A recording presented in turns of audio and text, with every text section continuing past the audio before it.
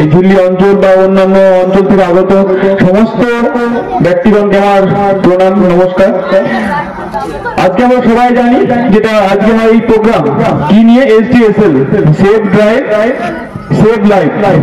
তো save drive save life এই যে আমাদের ক্যাম্পেইন, এটা শুরু হয়েছে আগেই বলেছেন 2016 সাল থেকে আমাদের সম্মানীয় মাননীয় মুখ্যমন্ত্রী হাত ধরে, এবং ওনার প্রচেষ্টাতেই এই যে সেভ ড্রাইভ সেভ লাইফ উনি লঞ্চ করেছিলেন। কারণ 2014 থেকে 2015 সালে যে অ্যাক্সিডেন্ট ডেটা ছিল আমাদের সেন্ট্রালে, সেই ক্ষেত্রে প্রায় 56 ইনক্রিজ হয়েছিল অ্যাক্সিডেন্ট রেট।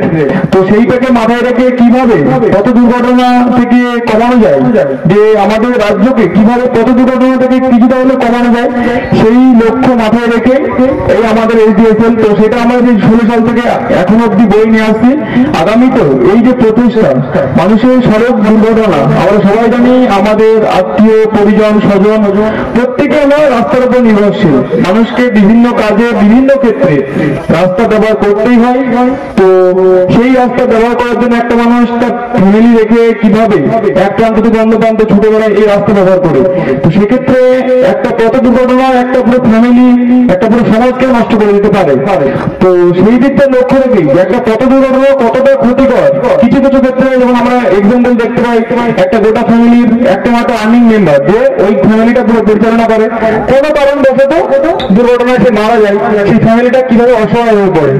তো এই সমস্ত জিনিসগুলো আমরা অবশ্যই অহরহ দেখতে পাই। অনেক ক্ষেত্রে আমরা অ্যাক্সিডেন্ট রোখার যে চেষ্টা সেগুলো আমরা করি। পুলিশ দেখবেন অনেক সময় রাস্তায় দাঁড়িয়ে বাইকে ফাইন কাটে।